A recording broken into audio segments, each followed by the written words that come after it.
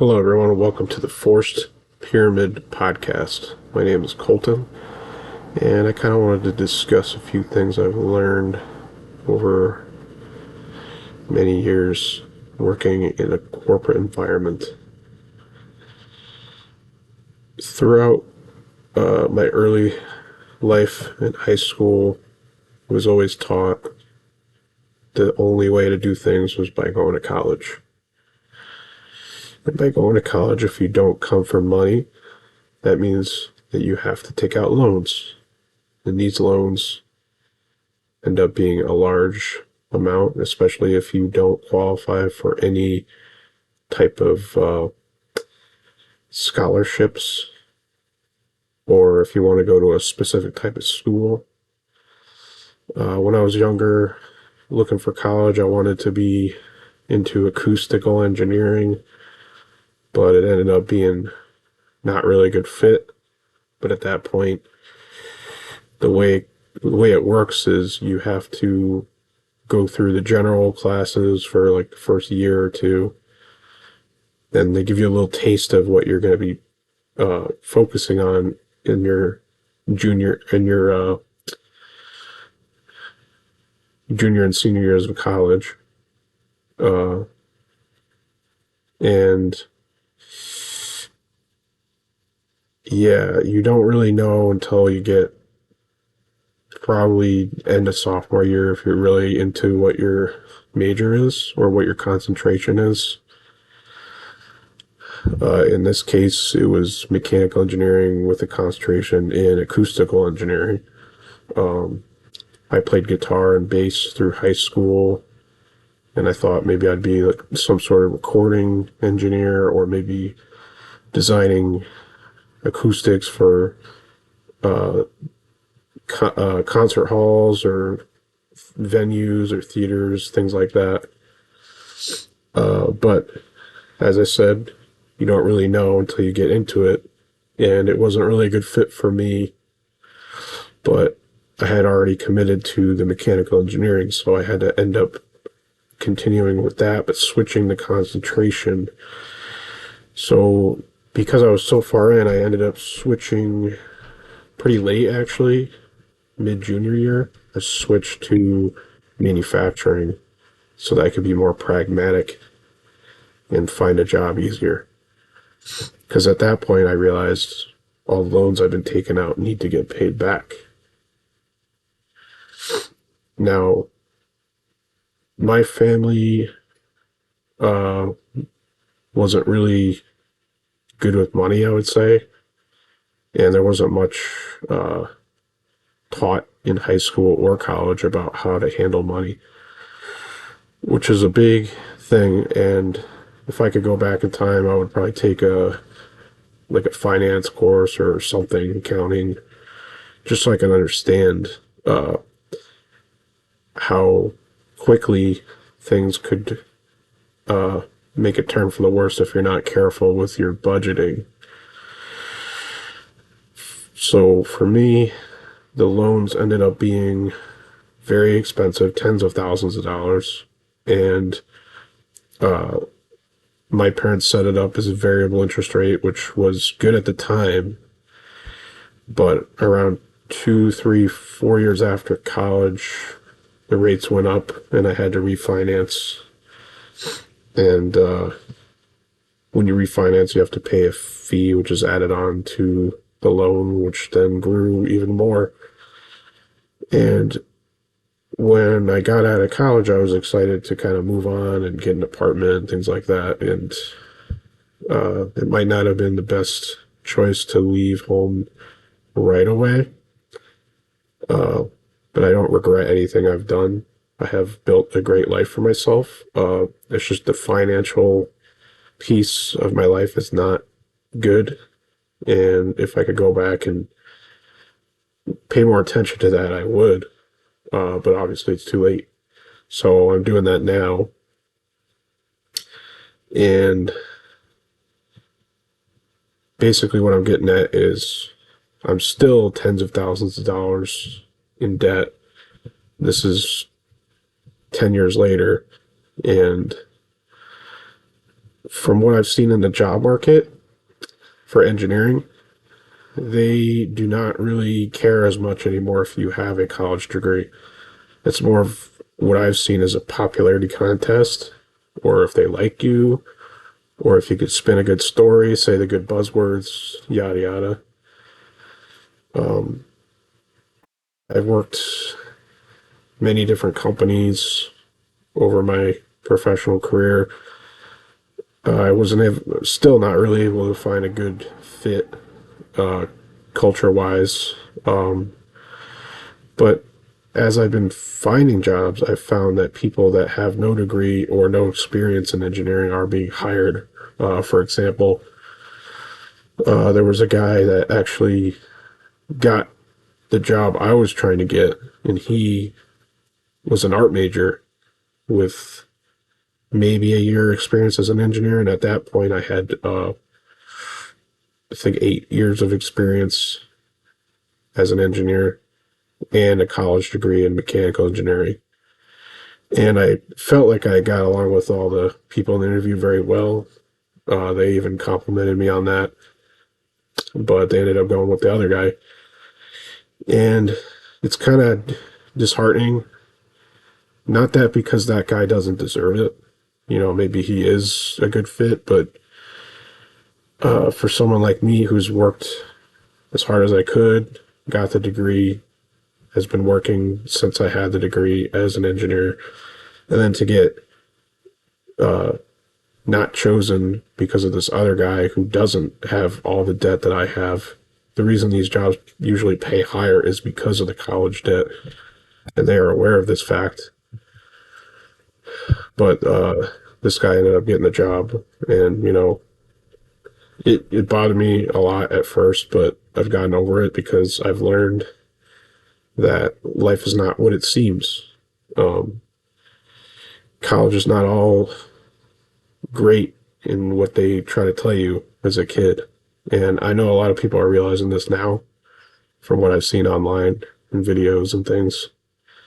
But I wanted to kind of talk about it myself, uh, more for myself, not really to gain popularity or make money, if anything. This is kind of like an outlet for me, get my thoughts out there.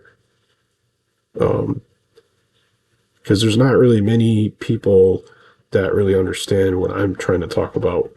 There's a lot of people out there that are in autopilot mode. They got the degree, they found a job, and they're just there, going to work, going home, going to sleep, going to work, go home, go to sleep.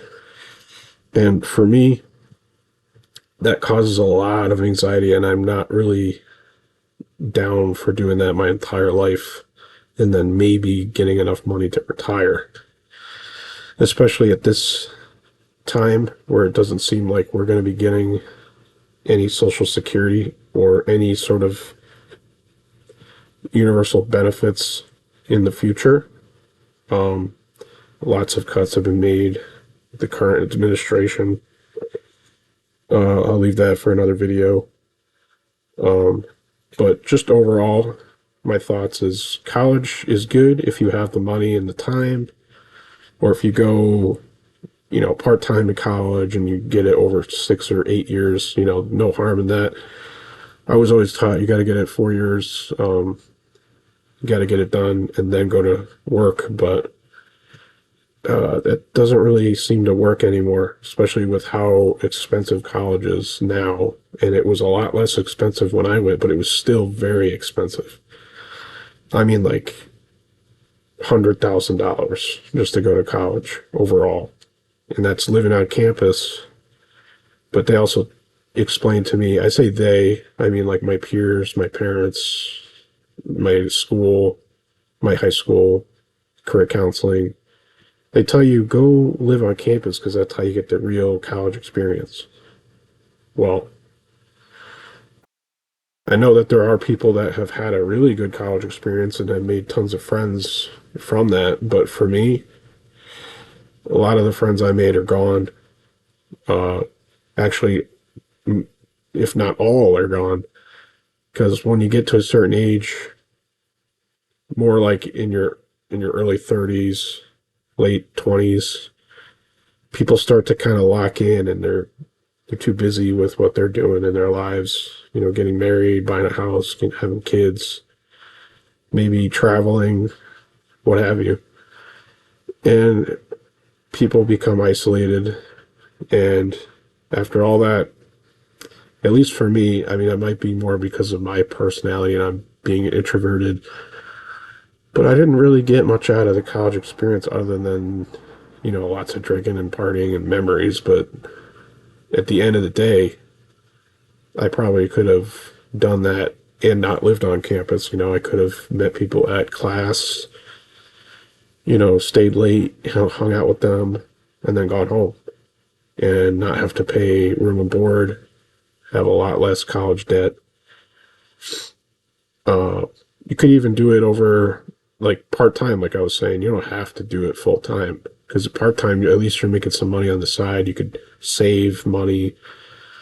You could start to pay them back as you're going, whatever. But for me, it was kind of an all in, all done, and then now here's all the debt. And I was so excited. I wanted to live on my own. So I got an apartment probably within a year of living at home, and it was pretty cheap. But then, all the stuff I learned about costs of living, groceries, rent, electricity, gas, maintenance on your car, insurances, utility like your phone, internet, cable, TV, if that's what you're into.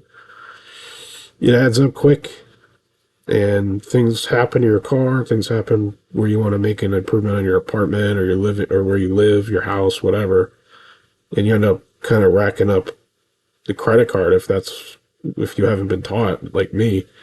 I made a huge mistake and racked up credit cards and then got a personal loan to cover that and done that multiple times. And nobody really taught me how to do anything with money, so I was very stupid, and I know that now. But at least I know that for my kids, I could teach them not to do as I did. It's going to be a big issue if you do, for obvious reasons. But anyway, kind of going off on a tangent there. But for college, I would say part-time, or if you have all the money, pay for it at least in installments, but don't have debt after you're out of college for too long, because it doesn't go away. The interest compounds. You put it in forbearance, whatever, and it's just there. It's a big number, and it's not going away. You can't write it off with bankruptcy. You can't do nothing with it, especially now.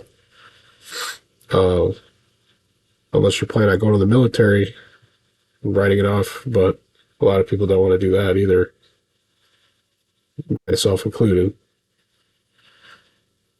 But yeah, so part-time would be probably the best. Living at home, and I mean, anywhere between 2 and 5 years at home is going to be the best choice. I know it's kind of awkward to tell people you live at home, but so many people do now that it's not even that big of a deal. And plus, who cares? You're saving money and you're building your life. And the way things are now are not the way things were when, your parents were starting their lives. You could just buy a house with 30 cents in a Pop-Tart back then. Now it's like you got to give your kidney, your heart, your lungs, all the money you ever have and will ever have. It's a little dramatic, but you know what I mean. Things are very expensive now, and the wages, they might have gone up, but they did not go up enough. Now, on paper, I make a lot of money, but with all this debt that I've accrued, it kind of is eaten up by that, and I'm trying to get out of that now.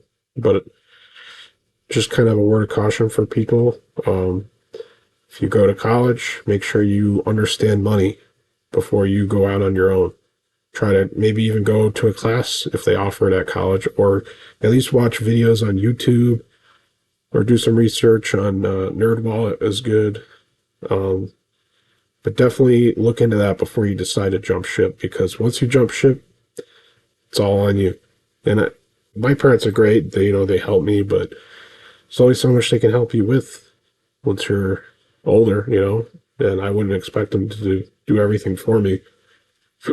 But yeah, that's just my thoughts. Because people now, like I was saying, they get jobs that I could get without a college degree, and it just means that this whole thing I've done is basically for nothing. I could have probably gone to get an associate's degree in technology or engineering or whatever, or I could have just got nothing and worked as an apprentice in a tool shop or an intern or done something else. Maybe not even engineering, but I was always interested in that. I'm a problem solver, so naturally I gravitated towards being an engineer. Nothing wrong with that. It's just you got to be smart with the money, like I was not. But I've learned that lesson, and I'm trying to turn it around now. But I think the only thing that, for me, doesn't really make sense is the hiring process is kind of just whatever they feel like. Like, even for me, I've been on the other side of that as a supervisor. I've hired people, and it was for like an inspector on the manufacturing floor. They would inspect stuff, like measure it and look at it, make sure it was okay. I was always looking for somebody that had experience in that. If they worked at a grocery store, I would usually deny that. And it's not like I'm trying to be mean, but you got to respect the job title and the lineage that people have done, the career path people have followed to get that job, because that job is not something that somebody off the street can just do. Like, you need to get experience in it. And these jobs I was hiring for were not entry level. They were mid to senior level positions. So I could not afford to have somebody come in and I have to teach them everything. You got to have somebody that actually knows the job. And if it were an entry level job and they were enthusiastic enough and had a plan for what they wanted to do, I probably would hire them. But when I was a hiring manager, I always made sure that what their resume said and what they said and their experience made sense to what the position was. It wasn't just by my gut feel, like a lot of places seems to be doing. Obviously getting along with the person is important, but a lot of people I've worked for a while, and a lot of people I've been around are pretty easy to work with. I mean, they might be a little grumpy, but I mean, I would be too, and I am working in this corporate world that we live in. Everything costs more, and it's all about the bottom line. It's never about what's right, which is what really makes me not want to do work for the corporate world. But yeah, I think I'll probably make another follow-up video discussing this further, but I'm going to end it for there. So for now, thank you for watching, and have a good one.